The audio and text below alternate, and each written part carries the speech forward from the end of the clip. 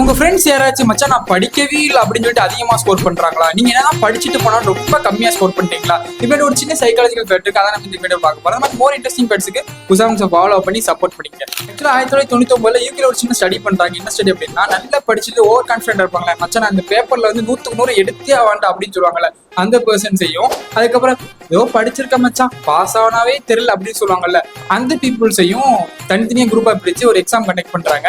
Exam முடிவுல என்னாடி இது அப்படிங்கிற மாதிரி ரொம்ப ஷாக்கிங்கான ரிசல்ட் இருக்கு. என்ன அப்படின்னு பாத்தீங்கன்னா, யாரெல்லாம் நான் படிக்கவே இல்லைன்னு சொன்னாங்களோ அவங்க வந்து ஹை ஸ்கோர் பண்றாங்க. யாரெல்லாம் நான் படிச்சுட்டேன் அப்படின்னு சொல்றாங்களோ அவங்க ரொம்ப ரோ ஸ்கோர் பண்றாங்க.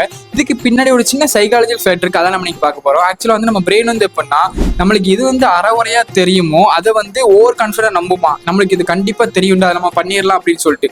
இது நம்மளுக்கு வந்து ஓவர் கான்ஃபிடென்ட் தெரியுமோ அதை வந்து ஐயோ இது நம்மளுக்கு தெரியாதடா அப்படின்னு சொல்லி ஒரு அறகுறையா வந்து ஒரு கெஸ் பண்ணுமாமா. இது வந்து டங்கிங் தியரின்னு சொல்றாங்க சைக்காலஜில. இந்த மாதிரி உங்களுக்கு ஏதாச்சும் ஓவர் கான்ஃபிடென்ட் நான் இதை பண்ணிடுவேன்டா, இல்லை அந்த சப்ஜெக்ட் வந்து 100க்கு 100 எடுப்பேன்டா அப்படின்னு சொல்லி ஒரு கான்ஃபிடென்ட் இருந்து மார்க் கம்மியாச்சு அப்படின்னா இதுவாக கூட ஒரு ரீசனா இருக்கலாம். இந்த மாதிரி மோர் இன்ட்ரெஸ்டிங் ஃபேக்ட்ஸ்க்கு உசாம்ஸை ஃபாலோ பண்ணி சப்போர்ட் பண்ணீங்க. பாய்.